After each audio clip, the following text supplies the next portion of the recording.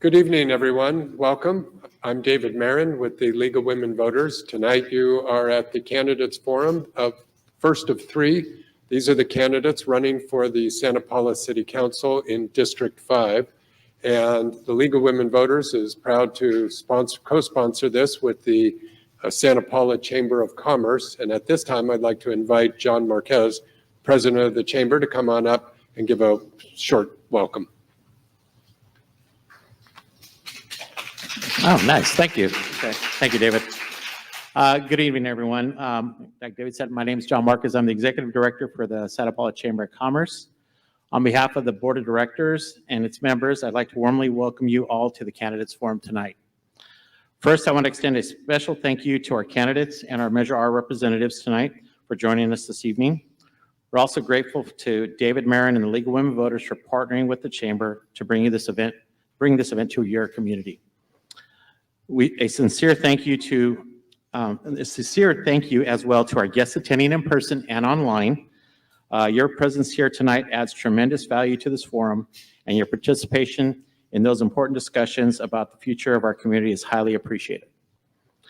At the Santa Paula Chamber of Commerce, our mission is to foster a thriving community by connecting our members to resources, advocating for businesses, and promoting economic vitality. Our vision is to have Santa Paula recognized as a special place to live, work, and visit, and as a vibrant leader in Ventura County. The Candidates Forum offers an important opportunity for our community to gain valuable insights into each candidate's vision and a key measure that could significantly impact Santa Paula. It allows us to explore their ideas, perspectives, and goals, contributing to a well-informed community.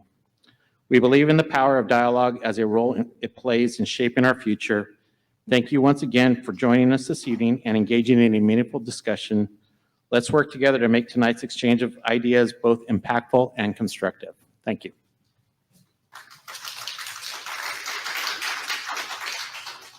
And it's also my privilege to introduce the co-president of the League of Women Voters of Ventura County, Kathy Morgan.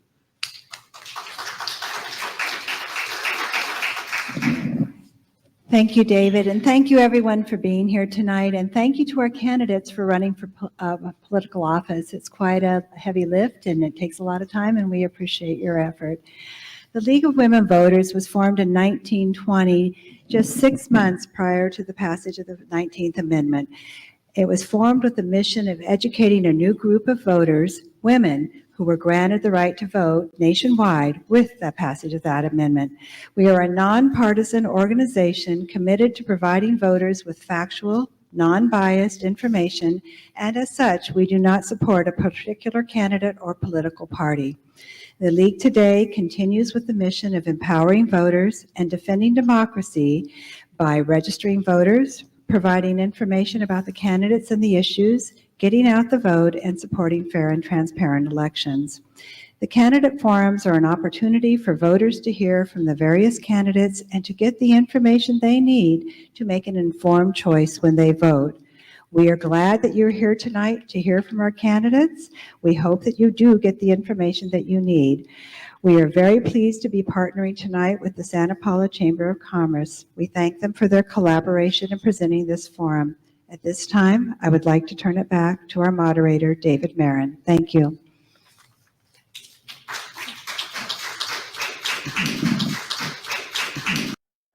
The way this works is we randomly assign seats for the candidates. We're going to start with Timothy for opening statements, and we'll work our way down. One favor to ask, if you have a cell phone with you, if you'll please put it on vibrate or silent. It's always a little embarrassing when those go off in the middle of the forum. So let's go ahead and get busy. And by the way, in addition to the recording, it's going to also be on the League's website in a couple of days, LWV, This is the first of 3 forums. After this one, we're going to have the school board, and then at 8:15, we'll have Measure R, representatives from the pro and con side of Measure R. With that, let's get started. Candidates, you have 1 minute for your opening statements. Timothy, whenever you're ready. Thank you. Thank you for hosting tonight's debate. Before we begin, You might want to move a little closer to the microphone. We'll give you a few extra seconds. Don't worry. I'd like to request that before we begin, all questions submitted tonight be asked regardless of topic or subject matter. As a candidate, I believe it's essential to address every concern provided to provide clarity on all issues. As a lifelong resident, I'm running for city council to put the community first. We deserve better than neglected roads, lost healthcare services, and broken promises the last 4 years. Thank you. Thank you. Our next candidate is Christina Ilar. You have 1 minute. Thank you, David. Thank you to the League of Women Voters and the Santa Paula Chamber of Commerce for hosting this event tonight. My name is Christina Ilar. I've lived in Santa Paula all my life, starting out down the street from Las Piedras Park and now living just down this street. I work at Art Center College of Design in the library department there. I'm running for city council to give back to my community, the community that raised me, and help make Santa Paula an even better place to live. I've been endorsed by SCIU 2015, Central Coast Labor Council, Cal Nurses, Latinas Lead California, local Democrat clubs, Congresswoman Julia Brownlee, and more. My priorities as a city council member will be housing and homelessness, improving our public spaces and streets, and improving access to healthcare and higher education. I hope to gain your confidence and your trust in votes to get elected and serve this growing community for many years to come. Thank you very much. Thank you. Our next candidate is Leslie Corneo. Thanks to the League and to the Chamber. My name is Leslie Cornejo. I've worked and volunteered in Santa Paula for over 35 years. Because of that, many people know me. I was first elected to City Council in the year 2020 with the highest number of votes in the history of the city. I'm proud to have received the endorsement of the Santa Paula Police Officers Association. Mi nombre es Leslie Cornejo. He trabajado y he sido voluntaria en Santa Paula por más de 35 años. Una gran porción de la gente me conocen. Fui elegido como concejal de la ciudad en el año 2020 con la más alta votación en la historia de la ciudad. Estoy orgullosa de haber recibido el apoyo de la Santa Paula Police Officers Association. Thank you. Thank you. And Christina, we'll begin with you on the first question. So you've probably been meeting with people in District 5. What is the #1 issue you've been hearing about from your constituents, and what would you do to address that concern? Well, this is the first time that Santa Paula has gone to district elections. And so usually the conversation with voters starts on that topic. And when we talk about being in a district and being very close to one another, a lot of people are really excited to talk about things that are happening right here in District 5. So some of the issues that I've heard are concerns about the streets, the maintenance of the streets, the fact that this is a section of Main Street that is poorly maintained and we should have more pride in taking care of our Main Street, but also things like traffic control and unsafe driving that can sometimes happen near Foothill Road and between Harvard Boulevard and Main Street. And so those, I've been really happy to be part of those conversations that are about things that are happening right here in this neighborhood. Thank you. Leslie, share with us what you've been hearing from District 5 residents, and what will you do to address that? Like Christina, I do have a lot of concern, and the first conversation is about how we're going to districting. A lot of people don't understand that they are only going to get to vote for one person every 4 years, as opposed to prior to districts where we could vote for up to 5. And so that has changed the nature of how we vote, who we represent. And while we represent our district and know it best because we live there and shop there and walk there, how we will vote in the end will affect the entire city. And so therefore, I have quite a few people speaking to me from out of the district concerned about what this will do to change in the dynamics of the future of the politics and decisions made at the council level. And I always assure them that I will look to the interests of the entire city, as should be, yet representing my district, which is largely high school graduates, hardworking, many retired, many naturalized citizens. It's quite the patriotic district, and I'm very proud to represent, would be very proud to represent that district. Thank you. And Timothy, we'll wrap up with you. What are you hearing from residents, and how will you address it? The major concern I'm hearing, besides the streets, obviously, is Measure R.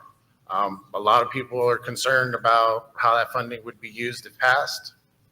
Is there, what oversights are there? Is it just going to go to fund special projects that don't go to the priorities that we need in the city? Thank you. And we will start with you, Leslie, on this next one. In 2018, Santa Paula voters passed a Measure N, which was a cannabis tax structure. Are you in favor of voting yes to have cannabis operations begin as a new source of revenue and place it on the ballot? So overall, share with us your views on cannabis, whether it should be promoted here in the city as a source of revenue. It's a very complicated issue, honestly, because we shouldn't look away from any possible options for revenue, because being a small city, we have to be all things to many people and not have that much revenue. So in my view, because of the issues of influence over the children, we have many people in our community, in our city, with faith-based organizations that would be against it. It would still be a very big debate, should we move forward to that. So I've always felt that we should be looking for all options, other options for business development in our city, and not entirely rule out cannabis dispensaries, but to probably consider that as more of a last resort, in my view, because I think we have other opportunities and other ways that we should be focusing on that would be able to bring in the revenues that we need to do to provide the services to our city. It is very difficult. I think had we ventured in early on, there was a lot of money made early on in some of the cities around us. Not so much money is being made these days.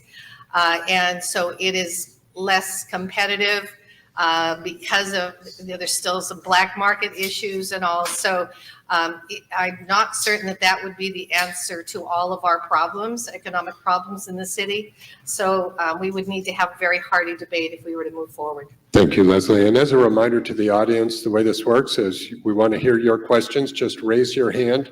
One of our volunteers will bring you a little card and a pencil.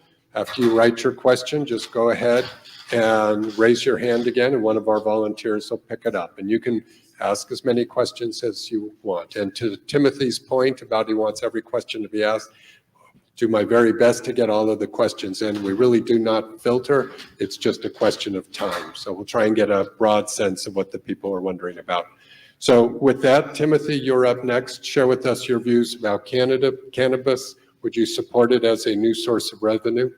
Absolutely. We passed the tax structure in 2016, and then it was immediately banned by council, and that left $4 to $4.5 million in tax revenue that we're now missing, which could have paved 5 extra miles of road, could have helped fund the police department and a couple more officers that we could have used at the time. Instead, we have nothing for that. Thank you. And we'll wrap up with Christina. As my other panelists have said, I think that we as a city need to be very much more proactive in building revenue for our city. That there is a difficulty in growing our city in the competitive atmosphere of Ventura County. We're a small city. We have these bigger cities nearby. And I think that if we look at the prosperity that cannabis has put in Port Hueneme and the contributions that those businesses have made to the communities where they are locally, I think that we did miss out on an opportunity to have some of that effect here. So while I do respect the people who would never partake of cannabis and perhaps do not like the idea of it down the street, I do think that the decision to ban it completely when we had already done the work to allow that business to thrive in this city was a mistake for tax purposes. Like the others have said, now we are facing Measure R to help fund just city infrastructure, and some of that money could have been available from this other tax stream. Thank you. And we will begin with you, Christina, on the next question. Some of you have touched on it already, but it's the question about new business. How can the city council attract new business to Santa Paula and also retain the businesses that are here? So share with us your views about how you will meet the goals of increasing economic vitality for the city and those goals that are shared with the chamber. And you're up first, Christina.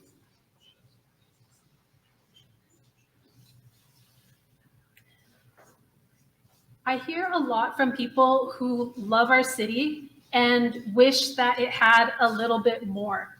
So there's only so much we can do to attract bigger stores, but that is something that people do desperately want here. So I don't want to give that up as an idea that's farther in the future. And I think that I would like to be part of a city and think about my city's future 40 years down the road as a place that does continue to attract bigger and better businesses.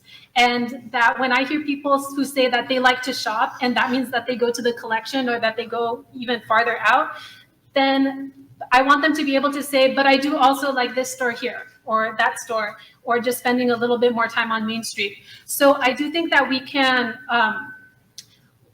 think about our downtown as a place that people are starting to hang out more. I love that we have the success of Anna's Cider and the new Game Spot as places to just hang out, and that cruise night continues to be an attraction for many people. So I think that as part of council, I want to think about which events are successful and which aren't, because every so often we put on a big show and we have a lot of vendors and there isn't a lot of traffic. So when I'm on council, I want to be more thoughtful about thinking about when we do have big successes with big turnout, why are they successful and how do we keep doing that so that we keep hitting it out of the park when we do have those pop-up and exciting, attractive moments for our city. Thank you. Timothy, same question. Share with us your ideas about increasing economic vitality. Yeah, reach out to, bigger corporations, see if there's anything, they have. I know a lot of places now like Amazon have smaller stores as well as Walmart, smaller stores that could maybe come into a smaller community, talk to them, see what, they might have in mind. We do have areas set aside in East Area 1, supposedly for retail. I don't see why we're waiting to have that come in. We could get the ball rolling now. I don't understand why we're waiting on that. It seems like the longer we wait with developing in East Area 1, the agreements shrink and the size that we get to work with gets smaller and smaller. So I would like that to stop before we have nothing left to work with. Thank you. Leslie, same question to you. Thank you. I feel that the city has been really great at working out all of our housing that needs to be done by regulation, by state law. We have to take care of housing. That has left our Community and Economic Development Department not fully staffed and ready to be working full-time on economic development. Now, while you have housing, that does bring in workforce, that brings in new housing that attracts people that want to bring big businesses to the city. I do feel that more needs to be done. We have many things in the pipeline for the Halleck area that's just south of Harvest, and there's a lot of exciting things that are coming that way. I feel a very big buzz about all of the potential tax revenue and jobs. I push myself wherever I have the opportunity to push for high tech, high quality, high paying jobs, because while we are the most affordable or one of the most affordable cities in the county, that doesn't mean that it's inexpensive to live here. So we need jobs that can provide the revenue and the income that will keep people in our city and not being the 80+% of commuters that we have leaving our city to work. So all of those things need to be worked on. I think we're making progress, but we need to really work with the chamber and businesses to move forward more strongly. Thank you. And we will go to Christina for her review on this. Or have I already? Okay, we're going to start with Timothy on the next question. Timothy, share with us your views about rent control. Many cities in the county have been considering whether certain apartments and other places should be governed by city rent control rules. What do you believe is the right policy in Santa Paula? Rent control, I could see that being a thing for, I guess, the low-income housing that we have going on. I'm not too familiar with exactly how that whole rent control works. It would be something I'd have to look into more. I don't want to speak on something I don't know much about. Thank you. Leslie, same question to you. What are your views on the proper role for rent control in the city? At this point, so many state laws have passed, the assembly and the state and the governor have signed legislation that regulates rent control and has made it much stronger, much more forceful, and more protective of tenants' rights. And so I don't believe that our city needs to go ahead and do more in that way as far as additional ordinances. That would take more enforcement and other departments and personnel that we don't have. But we should make sure that the landlords are well informed as to how they're supposed to be treating their tenants, and the tenants should be better informed, and we can help them with that to make sure that they know their rights so that they are not unlawfully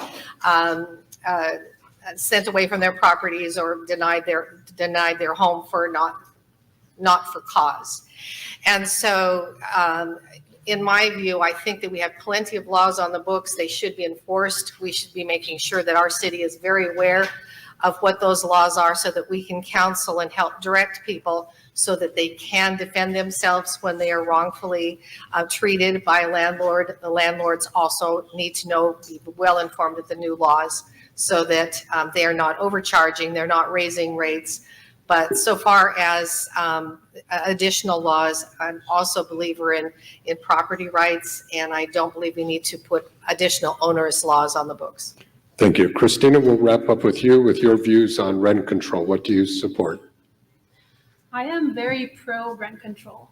When I was growing up here, Santa Paula was a majority homeowner city, and that trend has declined until these days we are about 50-50 renting residents and homeowning residents. So I think that this is a population here in Santa Paula that has historically not had their interests well represented by council and just in the city as a whole.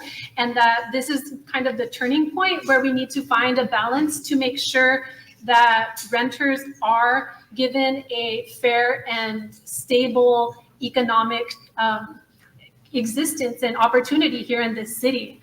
So rent control on the state level, there has been significant progress, but I do think that there's more that we can do as a city. So if we're talking about a state level of 10% rent control, that a rent can increase by 10% from year to year, that can still be a huge jump to someone who is paying that rent, right? So when we're thinking about how inflation and how you might anticipate a cost of living adjustment from a job, I think that rent control needs to be much more in line with those levels. So I'm talking like 5%, 4%.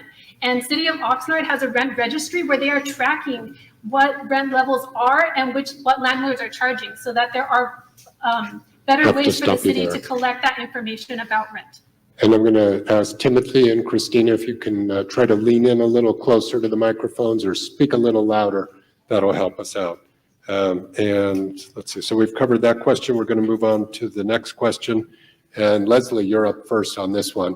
So like many areas, we need more housing, especially affordable housing for young people who we want to keep in the city.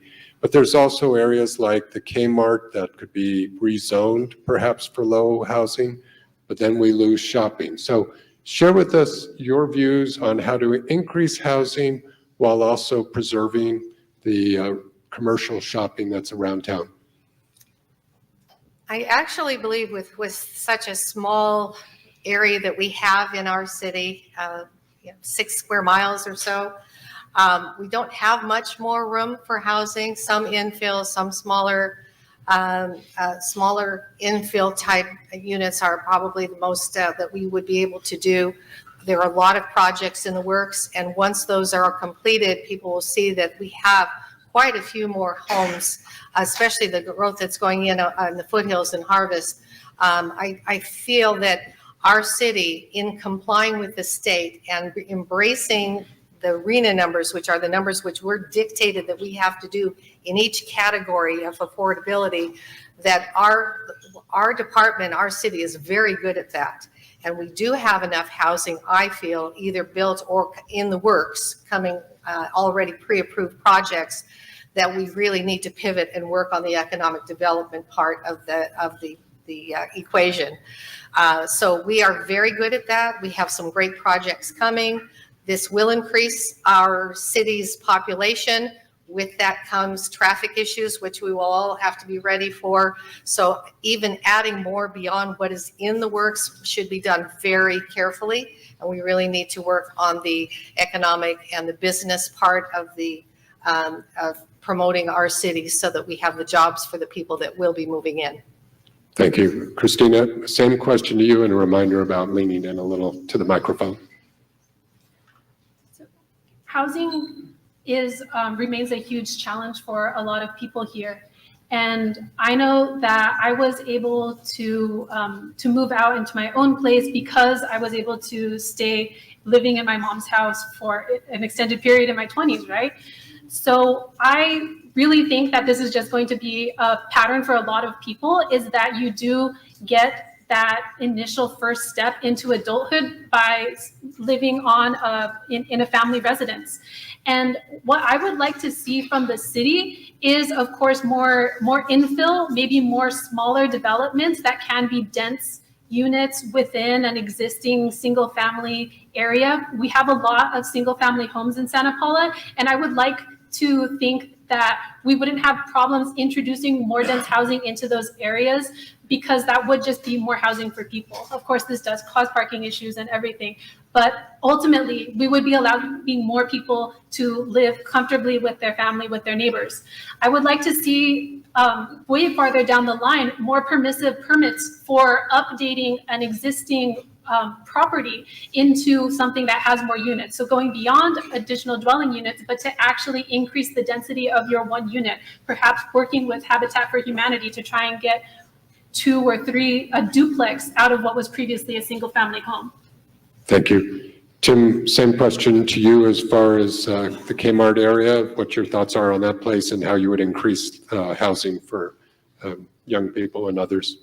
From what I understand, that Kmart area is already allotted for low-income housing. I'm not against more housing. I think the plans that are in place, we should complete those and then see where we're reassess. As people see now on the 126, either going to work or coming home in the evening, it's a nightmare. So, I mean, adding more homes on top of what we already have planned that could be chaotic, but it's something that might need to be looked at. Again, I'm not against it. Thank you. We'll stay with you, and your voice sounded great on that. So, Tim, share with us your thoughts about the downtown business. Particularly, we have a lot of small businesses there. Some are very concerned that as larger businesses come in, these small companies might have to close. So how would you protect some of these small businesses? What are your views on just overall retention of the downtown charm? We could look at extending, for example, cruise night. I know it's only a couple months a year, but it's packed every first Friday of the month. It always brings in people. I'm sure the businesses in the area are pleased with that. They always seem busy. Maybe extend that a couple more months, or, you know, do something else on that section of Main Street. It doesn't necessarily have to be a cruise night. It could be some other sort of event. You know, let's utilize Main Street. We're used to shutting it down for a section of time. Why not other ideas? Yeah, I heard it snowed the other day on Main Street, right? All right, Christina, same question to you. Share with us how you'll protect small business and the charm of downtown. I think that how council can best support downtown is by keeping an eye on what the rents are like and what foot traffic is like, and keeping downtown well-maintained and clear and easy to enjoy. So I would like to see us support downtown more by, like, Cruise Night is a great event, and we can be thinking about all of the different times, again, that people spend in downtown. I have a cousin who works as a chef at Rabelais, and she says that she has to work on cruise night because it is such a busy night for the restaurant. Like, that is a great success, right? Rabelais hasn't been there forever, and yet they are a thriving business.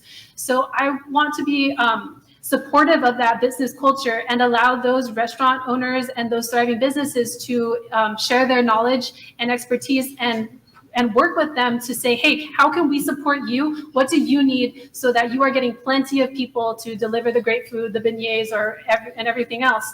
And that, I think, is how council should work with businesses on Main Street. We try to take care of all of the problems, and we try to say, okay, this is how we can deliver people to you. This is how we can make sure that your guests, your customers are safe and happy when they come into your door and ready to spend money. Thank you. Leslie, same question to you about downtown. I think probably the two things, biggest things that we could do to improve the downtown is to really put an emphasis on improvement of parking in downtown, improving the lots that we have responsibility for. I will drive around the block 3 times in order to find a spot on the street rather than park behind and walk in alone at night. We need better lighting. We need for the parking to be safer. And I walk around with all the time saying I have a tall forehead with a P on the top of it. Look at it, P for parking. We need to focus on parking to make it. We may have enough spots, but they're not maintained well enough. They're not the signage, the lighting, and all of that needs to be improved so that people will be comfortable coming to the downtown and spending time as day and night. The other thing is that I think we need to focus on the downtown district, the empty buildings, and see what can be done. I know that a property owner can do what they want or not with what they want with their own property, but they need to have that conversation with the council and the city to perhaps enlighten them on the value of their property, and that perhaps they would be able to do well to rent it out or find other purpose that would benefit the entire city and fill up those empty spots along the downtown. Thank you. Christina, you're up next on this question. So to all the candidates, what is your view of the staff and particularly the city manager? If you're elected or reelected, do you support the current city manager? Do you think the city council should look at a change?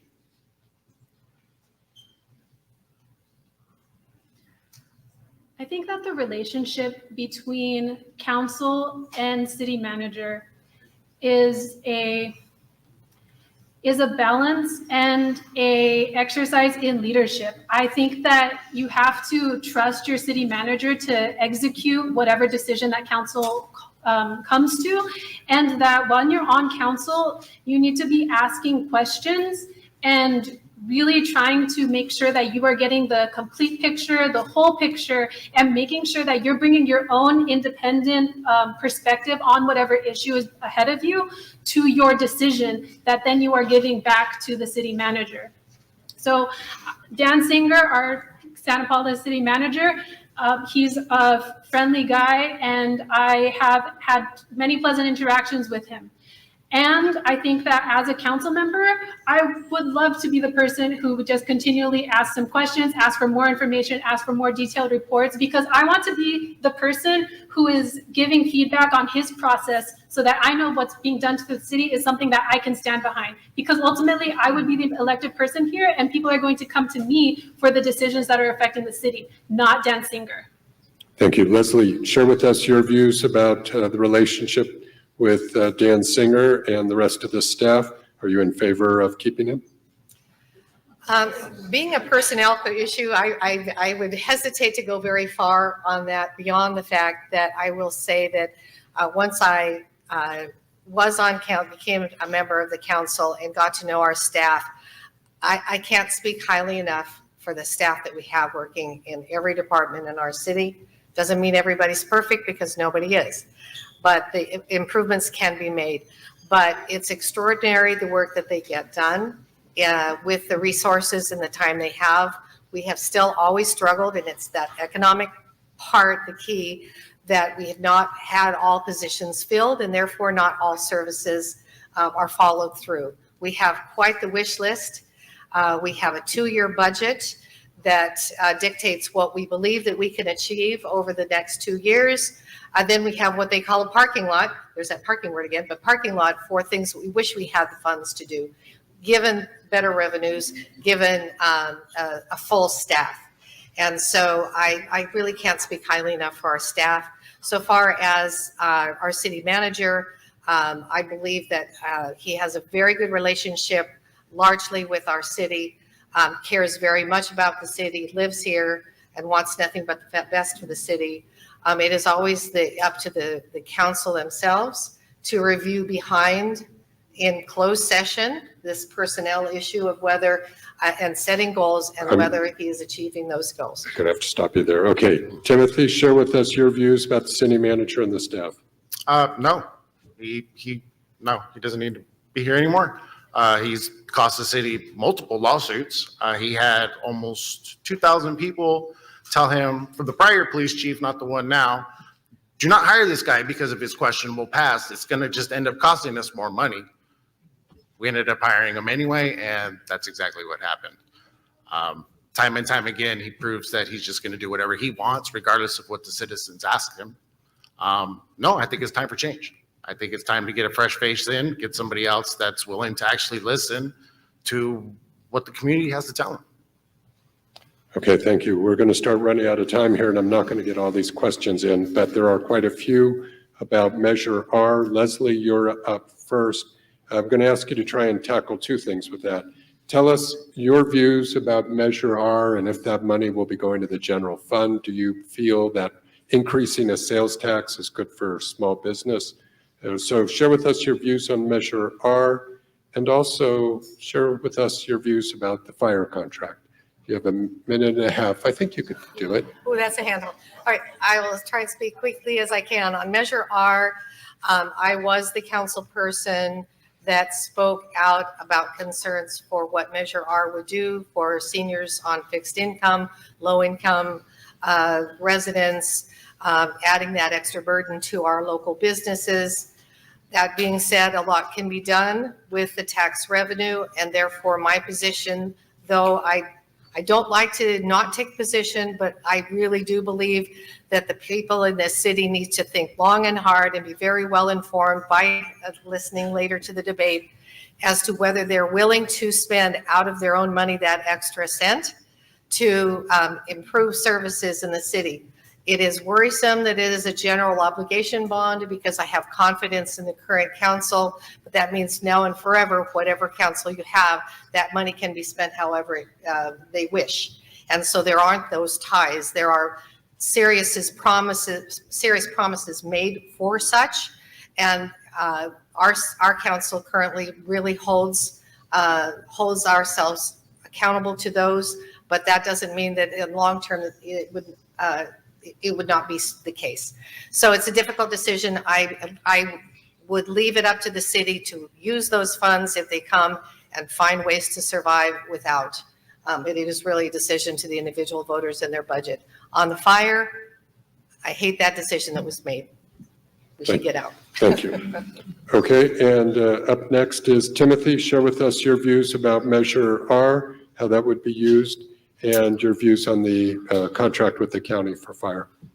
Not in favor of Measure R. We were lied to about Measure T. We were told Measure T was going to help fund our police department. Measure T passed, and then our fire department was disbanded. What's to say the same thing's not going to happen again with Measure R? Measure R does not have a sunset date, meaning that it could be here forever unless council themselves goes to city management and says, hey, I think it's time to end this.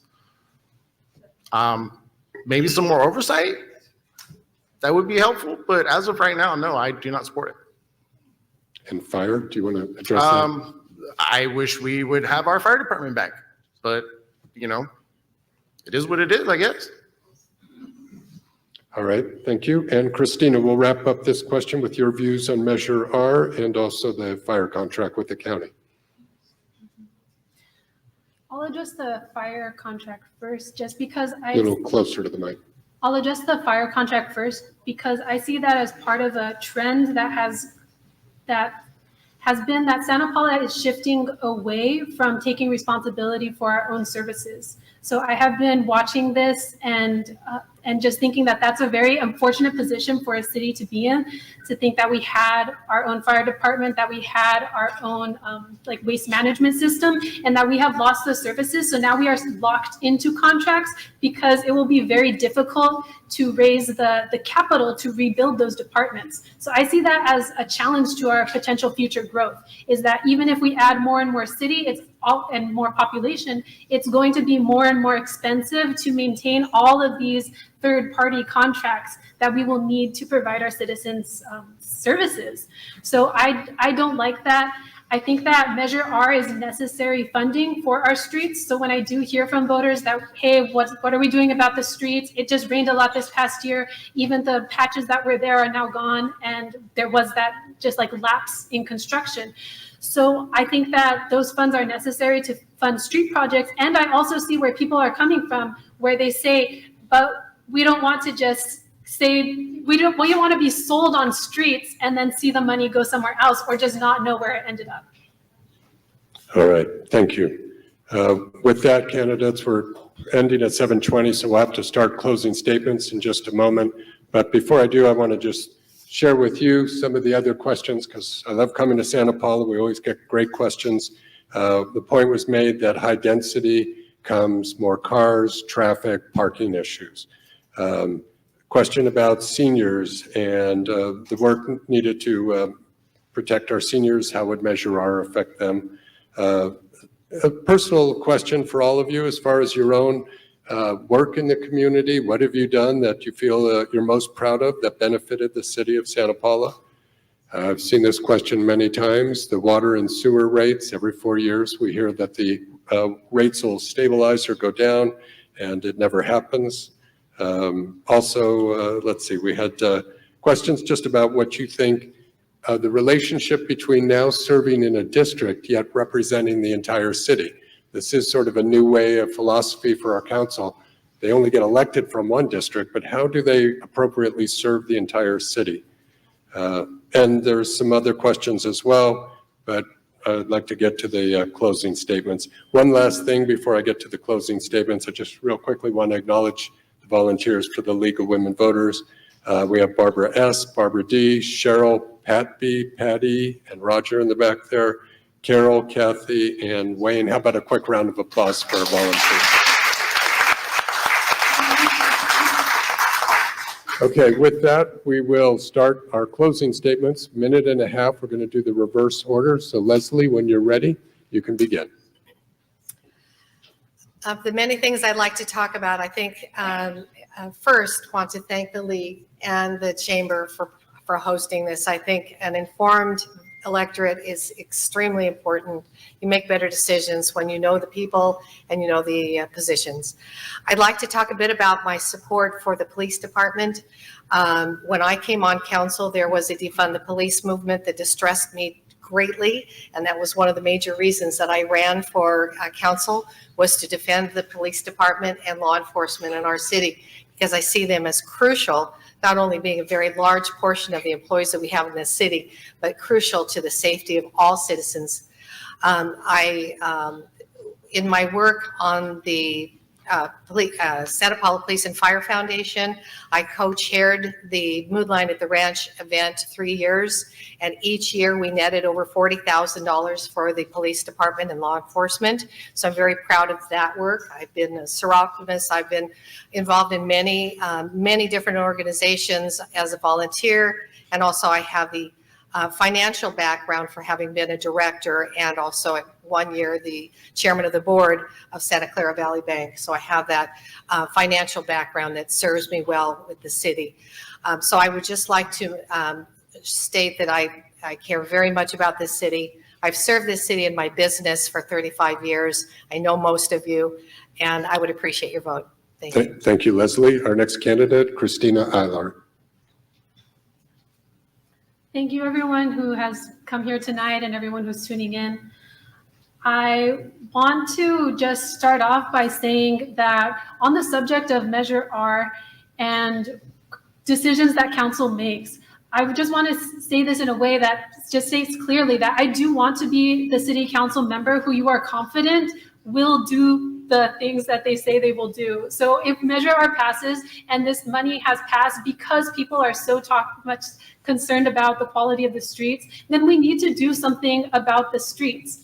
And I want the future of Santa Paula to have that trusting relationship with city council. This is the first time that we're talking about districts. This is the first time that I'm going around to this neighborhood and asking people to be their representative. So I want that to be a meaningful transition for Santa Paula, and for that to mean that people do have a closer relationship with their city and feel like their city can respond to their needs. So as we grow and develop, we have new housing development. It didn't come up tonight, but the changes in the hospital structure, the potential of a new hospital center, a new educational center, I view this as like very, very exciting time to be a part of the city and to contribute to the city's growth. So that's why I'm running for council, is because I do want to be a part of this, and I do want to be looking out for the roots of this community, the working class people who didn't have the opportunity for themselves perhaps, but will have opportunities for their children and grandchildren to come. Thank you. Thank you. And our next candidate is Timothy Eubanks. I just want to thank everybody tonight for the time coming out. If you vote for me, you're going to get somebody that's not going to rubber stamp whatever gets in front of them. I'm going to put the priorities of the community first and foremost. And I'm a straight shooter. I'm going to tell you like it is. I'm not going to beat around the bush. If you have questions, you're going to get straight answers. Thank you. Thank you. How about a round of applause for our candidates?